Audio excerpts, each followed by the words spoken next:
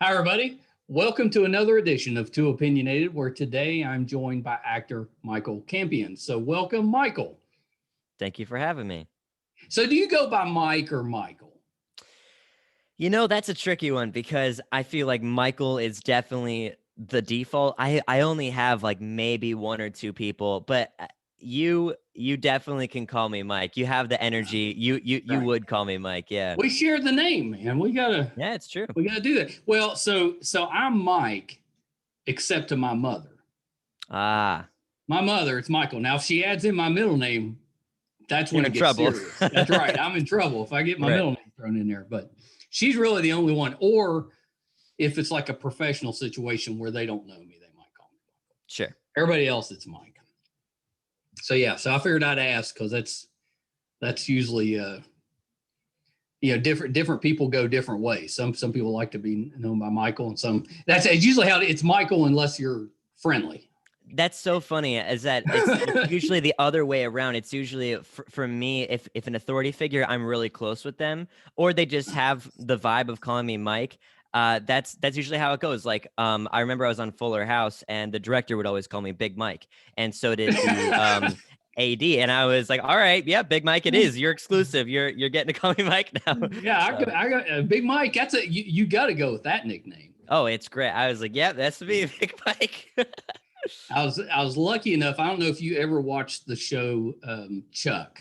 It was on a few years ago, but the boss on Chuck was called Big Mike, and I was lucky enough to interview the actor that played him, and he preferred to go by Big Mike instead of his actual name. That's His name was awesome. it's not even Mike. That's not even his name. All right, man, to each his own. But only Big Mike. You couldn't just call him Mike. Big Mike. Big Mike. I mean, of course, of course. So let's talk a little bit. Let's start here. I usually start here. What made you want to get into the acting business? Because you got in at a pretty young age. What kind of inspired you to want to follow that dream? Yeah, that's so interesting because you say you got in at a young age, but I actually got in even like way before Fuller House. I was actually Yeah, 5 when I first it's pretty started. young. Yeah, very very young. I mean, it's odd because I feel like I came out of the womb performing. I mean, acting has just been this vessel for me thus far to just showcase my natural instincts. Just to man, I remember when I was like 3, I was just going up to people, super extroverted, talking to them. But I feel like as it grew, as I got deeper into the craft, I mean, I first started with like theater, like Yeah. community theater and like school plays, and then it went to like commercials and modeling stuff here and there. And then I got my first feature film when I was 9. It was called Robo-Dog. So that was like my first introduction really to Yeah. the business. And I was like, okay, all right, I see how it is.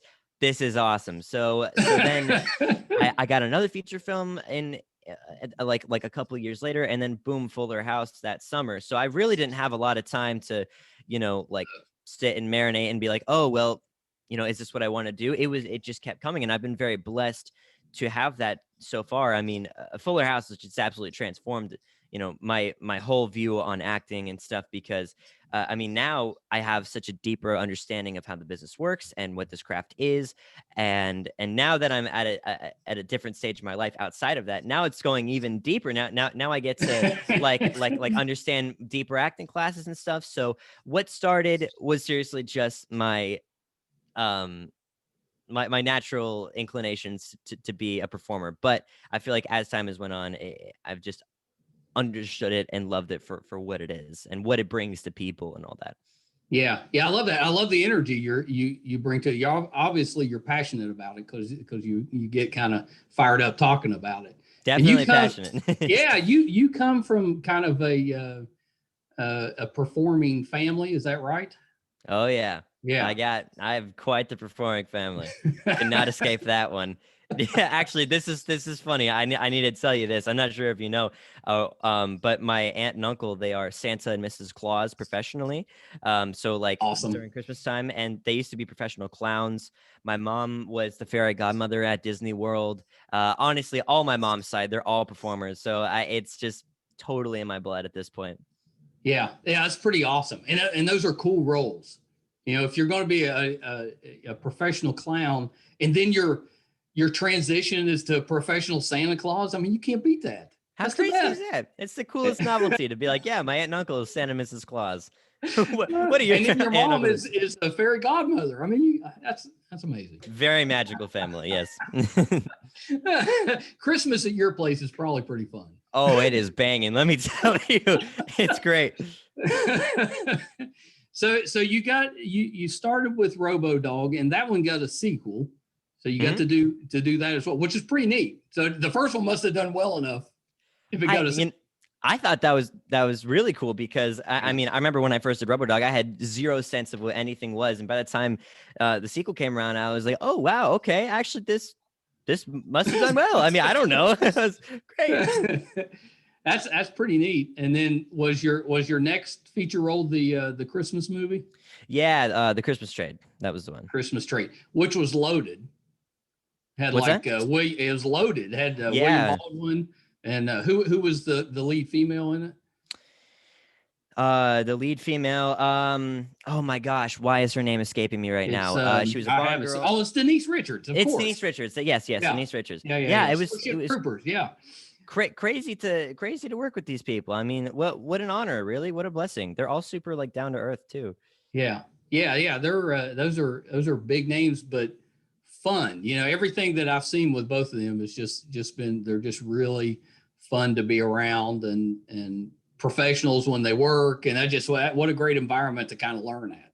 Definitely. Yeah. I mean, some people only dream of getting even to that point, but I mean, honestly, when I look back, I know I can see where it was on the scale of things, but just like in the moment, being there, it's such an honor. I mean, I know now, like looking forward, there's like quote unquote like bigger and better stuff, but it still that definitely shaped my childhood and everything. I mean, for starting out, a feature role that turns into a sequel, and then a Christmas movie with that kind of cast. I mean, that's pretty strong start. Yeah, and then Fuller House. We haven't got to Full House yet. Yeah. We haven't got there yet.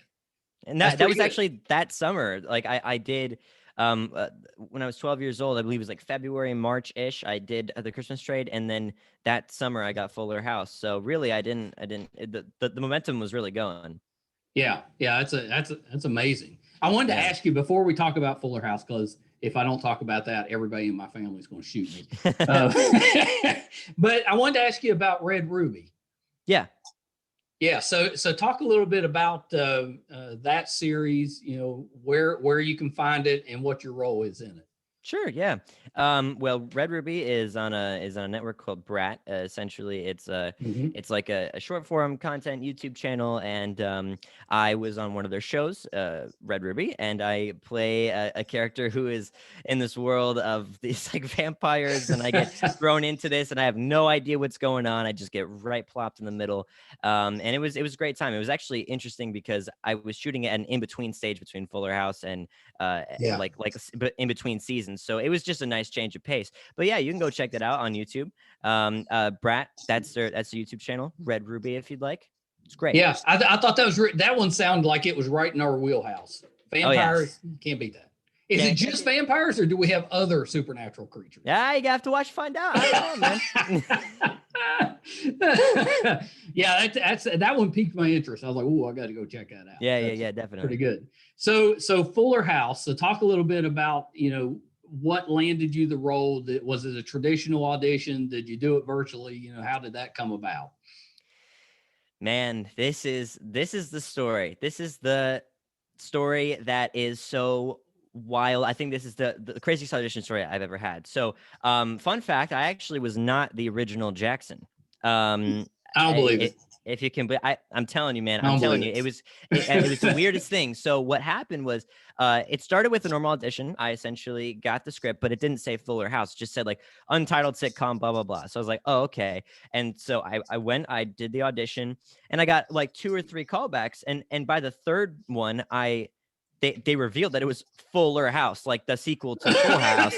And I was like, what is going on? You didn't know. You had no clue. I had no clue until like the third callback. So I was really like nervous because I mean I loved Full House and Well, seeing that. yeah. Yeah, I mean it's a big shoes to fill. So I did that audition and then I was told that like someone else had gotten the role and I was like, oh, okay. I mean That I did my happens. part. It happens, it was a bummer.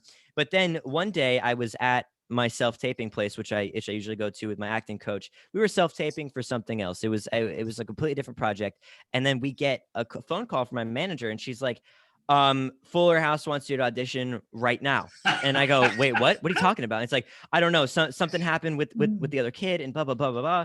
And it's like, they want you on tape right now. I was like, oh. So like, I did my first self-tape. We went all the way to Walmart to get a change of clothes. And then I came back, I did this one. And an hour later, they were like, okay, we want to put you on a plane right now to go do like your final audition. We want you to come. I was like, whoa, okay. So they were trying to get me the red eye flight in the morning. So I get there to LA at like 7 a.m. I'm tired as heck. And like this limousine pulls up and we get in and then we go all the way to Warner Brothers Studios. And again, like nothing is open. Like we got there at the crack of dawn. So we're sitting there pretty much. They let us into the building, into like the not the janitor's closet, but like employee break room. We're just sitting there with our big bags and I'm putting like my makeup on or whatnot. I go in for my final audition, like after a few hours have passed, and there was another kid there, so he went in as well. And one of the ladies came out, she was like, "Oh, we want to tell you your hotel information." And I was like, "Oh, okay." Yeah. I walk in, and all the writers and producers are like in a circle and there's this camera pointed at me and I'm like, what's going on? And it's me and my mom. And then they said, welcome to the Fuller House Netflix family, congratulations. And then they all clapped and I started crying and it was this whole thing. That's amazing. It was really, really cool. So literally we had packed for 2 days. We had to stay there for 2 weeks.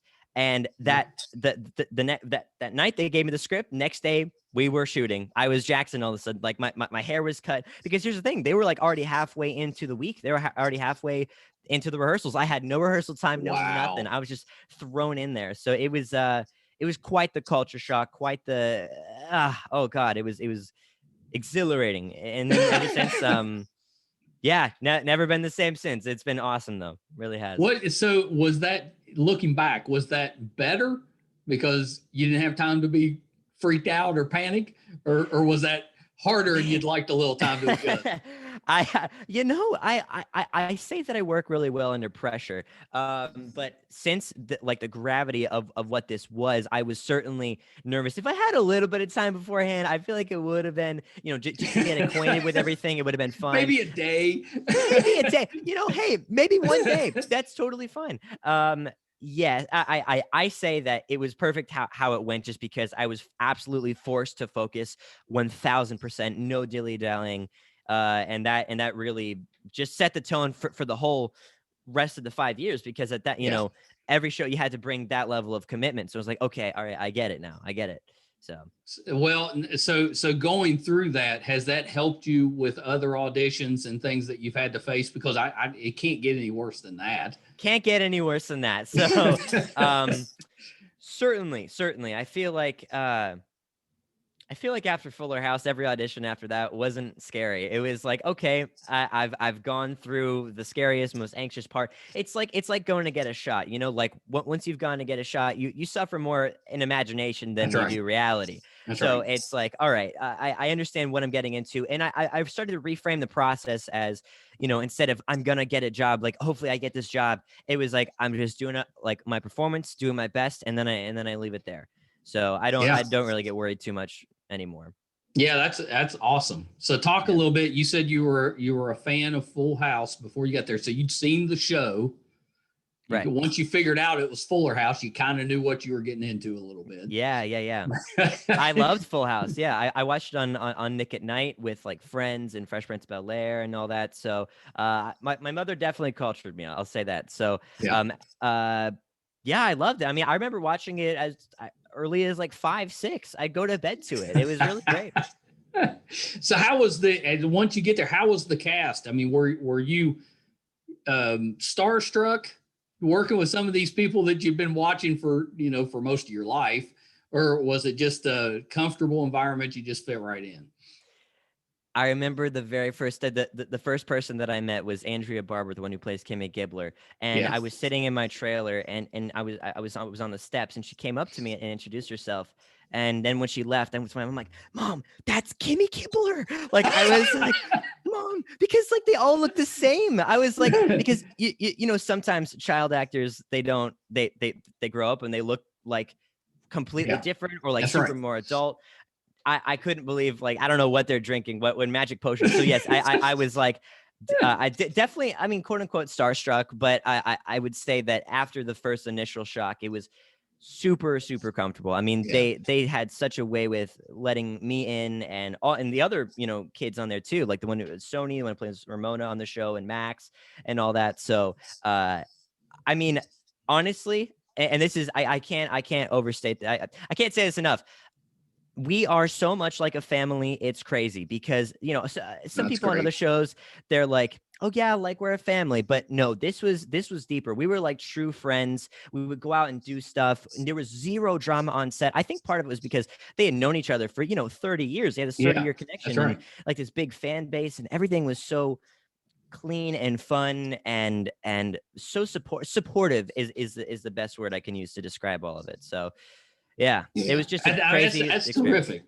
Yeah, that's amazing. That's amazing. Yeah. I mean, what a show to kind of get your feet wet with. I mean, and you had a big role in the show. I mean, Jackson was a big role.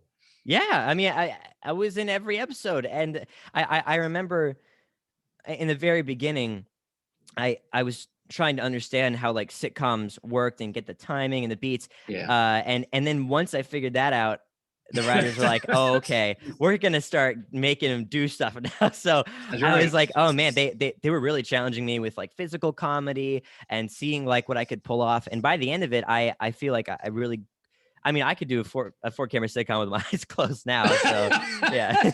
Hey, that's a good skill to have if you're going to be an actor. 100%. Yeah. Yeah, that's terrific. So you've got this work family. Who's the dad? Who's the dad? Oh man.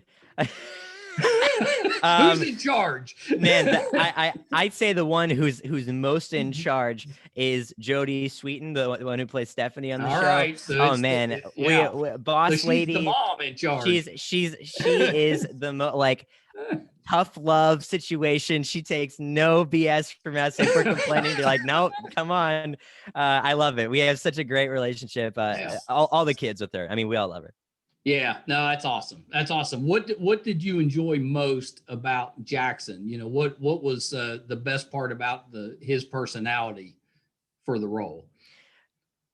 Well, I would say that I'm very much so like Jackson in the first place. I feel like he's maybe like 4 or 5 steps from reality for me. It was quite easy for me to draw from my own person to play Jackson, but I think my favorite thing about him or the role was being able to do just some crazy stupid comedy. Like I was the goofy stupid one. I was the one and oh man, just the jokes I was able to pull off just because of my character was, oh my gosh. I mean, like the physical comedy and the things that they would write.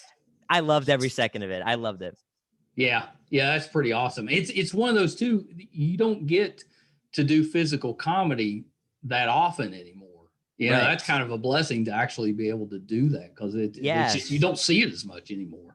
And I found that's definitely one of my strongest suits as an actor, apparently, is physical comedy. So that was really nice to figure out. I mean, that's pretty awesome. So I gotta ask you about your side gig because I'm really interested in this, right? So talk a little bit about, you know, I don't know if you call it a hobby or if that's a career. It's kind of a career choice because you've been pretty successful in that too, but I'll let you explain it.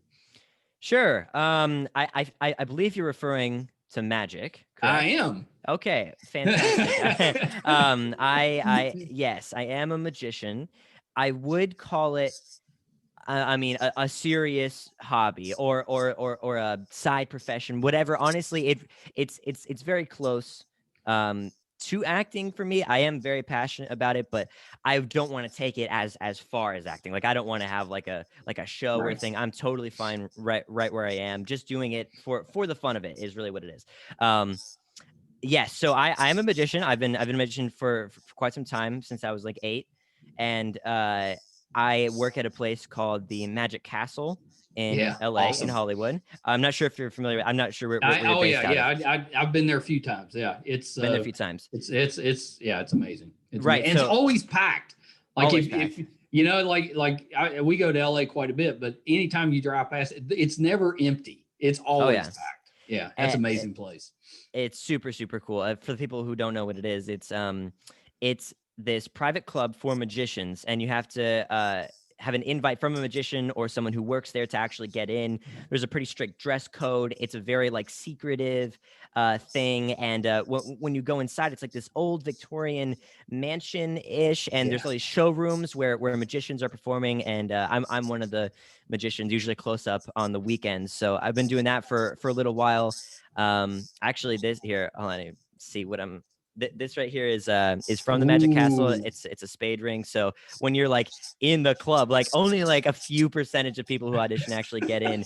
You get like everyone gets like sorted into a house, and I got sorted into like the spade house, and so now we are a group of people who like work towards getting like points for our like team in this thing. Like it's a hard system to describe, but it's really fun. It's like a secret society. It's a secret society. How cool is that? Yeah, it's great.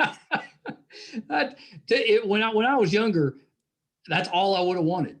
Being a secret society, maybe some trapdoors, but magic. Let me tell you, there are some trapdoors in this place. You've never even seen them. Yeah, it's great. Oh my gosh, that is so incredible. You know, how did you progress from I'm 8 years old and I'm doing magic? Maybe I'll be in a school talent show. To working at the Magic Castle. Oh man. When I was 8 years old, my aunt and uncle, the clown Santa and Mrs. Claus ones, they got me my very first magic kit, and I was like, oh, this is awesome. I mean, it was just another aspect of performing for me. I love like getting people. I love like pranking. So it felt in that vein, in that, you know, it was really fusing my two loves. So there was a place near my house called the Magic Dove. And I started taking like summer camps there, and I started to get my real taste of what it was like to perform on a stage, because they would do maybe like bi-monthly like performances, and I would try my hardest to get into them.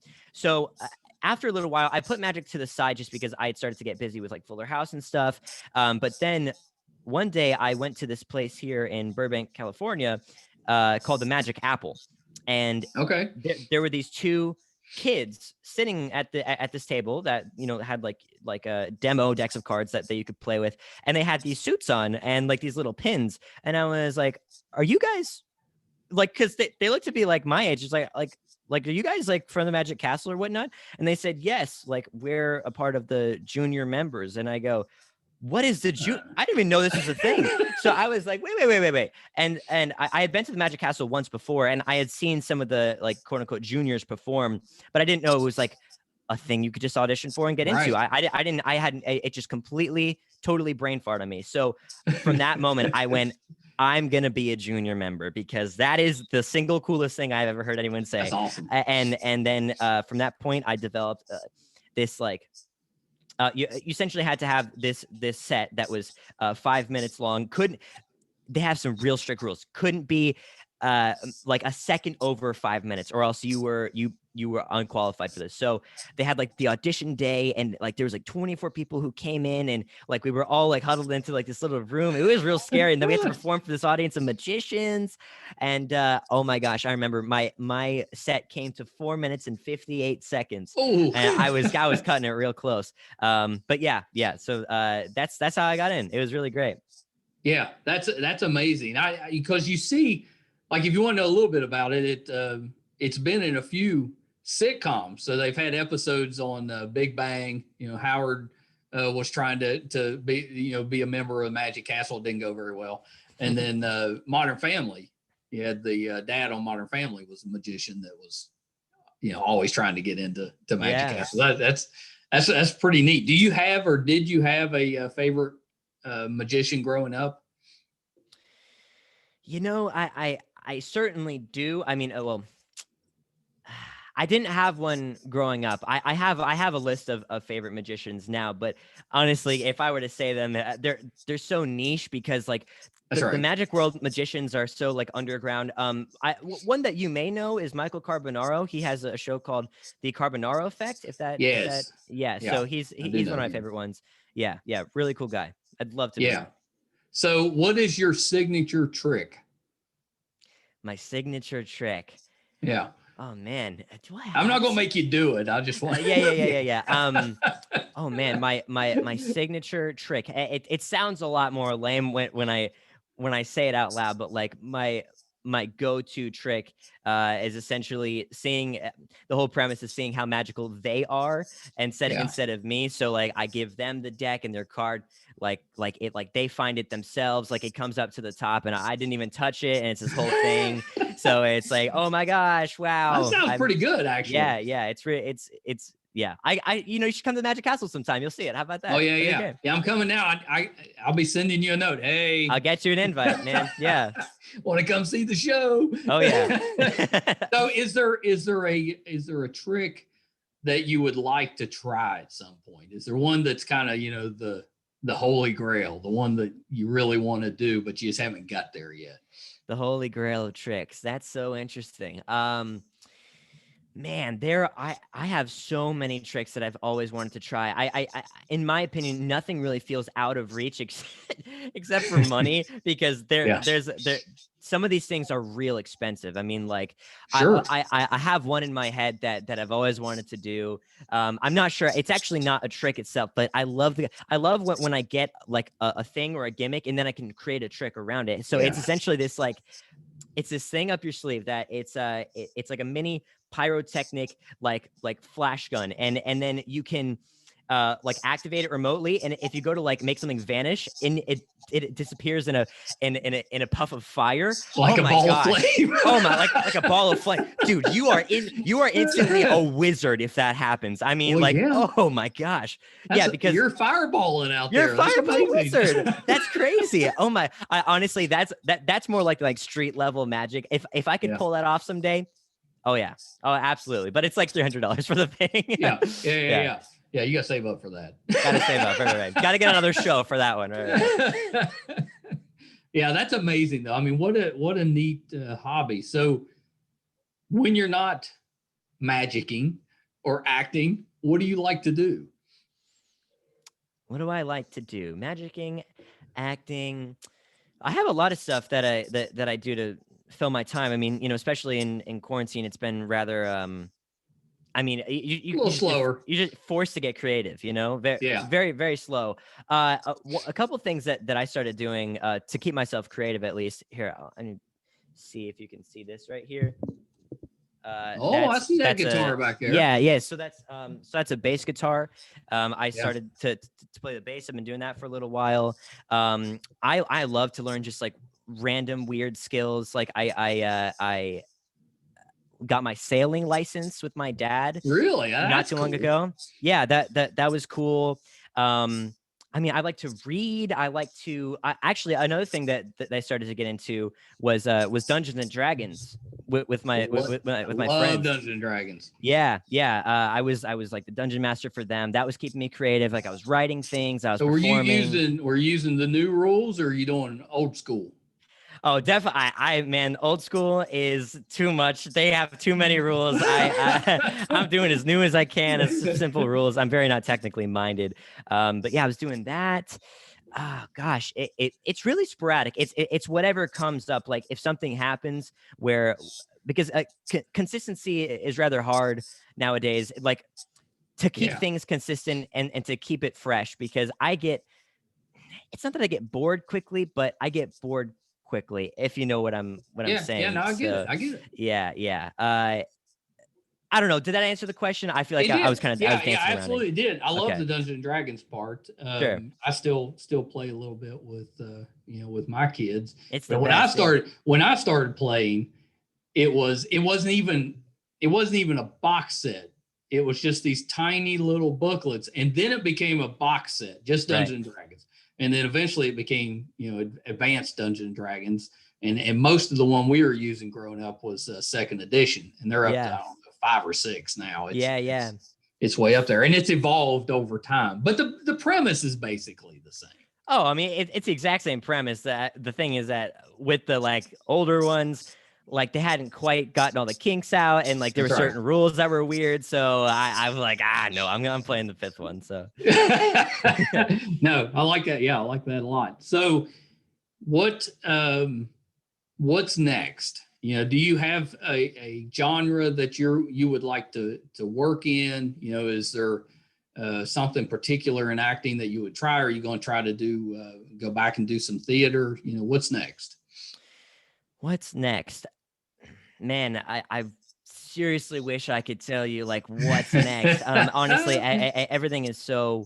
I mean, Hollywood is slowly coming back. Yeah, I've got so many friends that are actors, and it's been rough on everybody. It's been tough, super rough. I mean, jobs out for everyone in a production. I mean, not just actors, of course, but actors probably got hit the hardest because there's already so limited opportunities, and now with like half of the TV shows that were projected to do this year like gone. I mean, it's already hard. So at this point, beggars can't be choosers. But I feel like when things open up and when stuff starts to take off again, my dream role or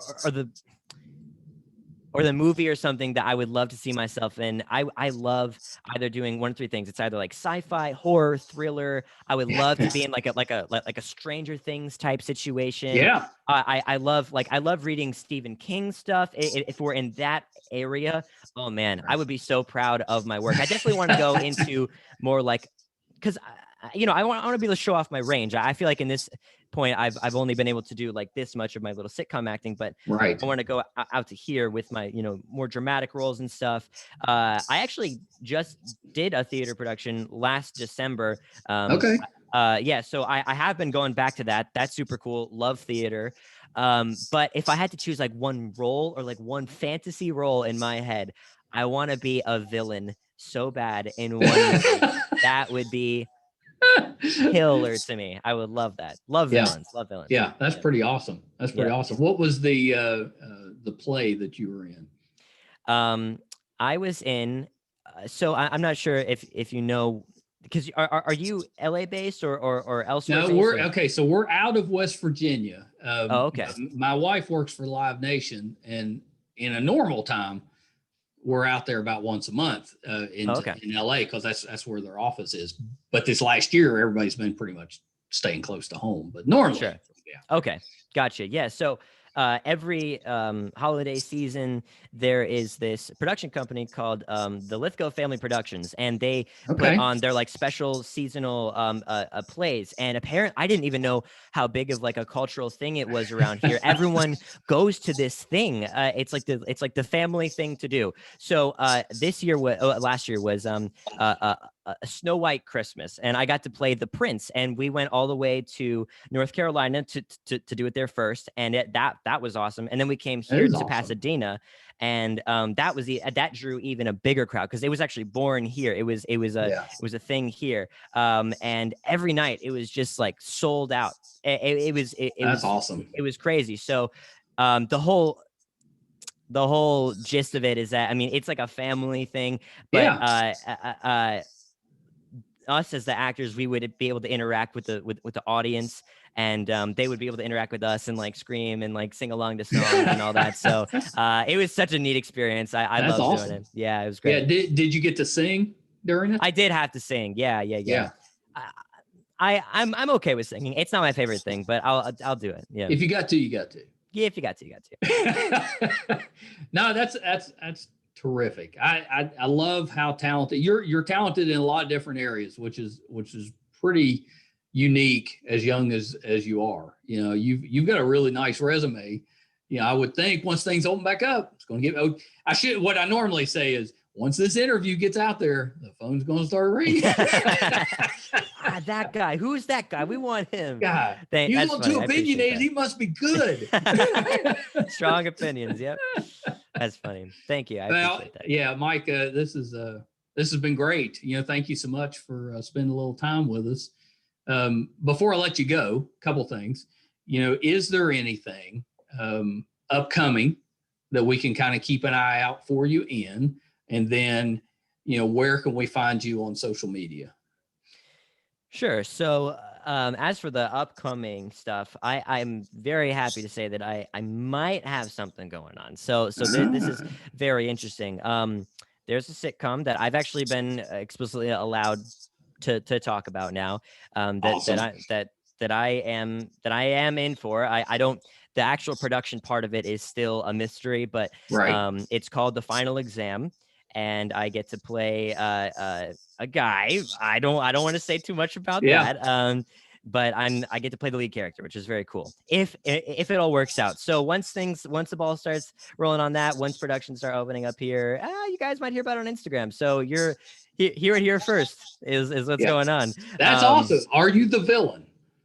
I am not. I will say that I would love to be. Oh, that would have been great.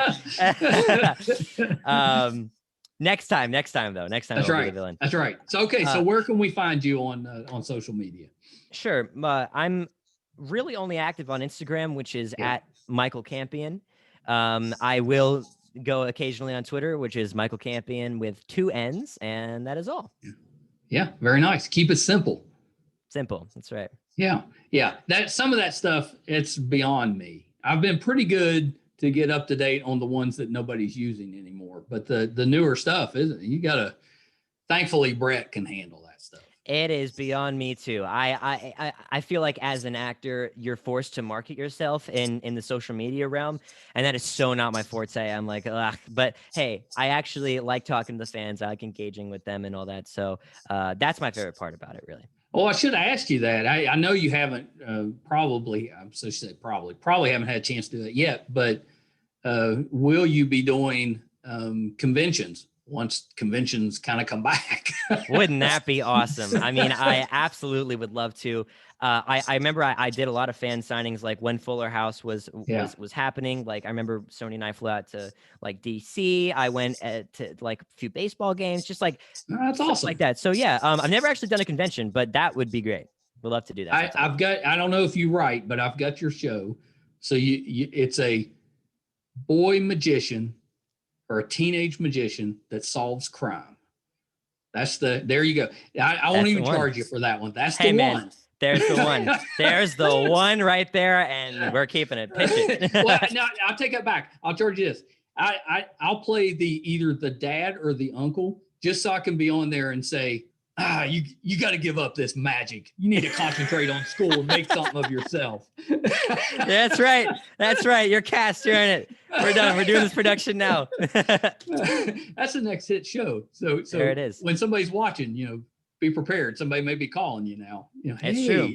I knew him when. Yeah, exactly. Crime-solving magician. That's awesome. Because you have to use magic to get out of sticky situations. Like I have this picture, like I'm handcuffed and the bad guys got me, and like I escape because I'm a magician. Oh yeah, you fireball your way out of there. Yeah, that's right. I like distract him and then I run away.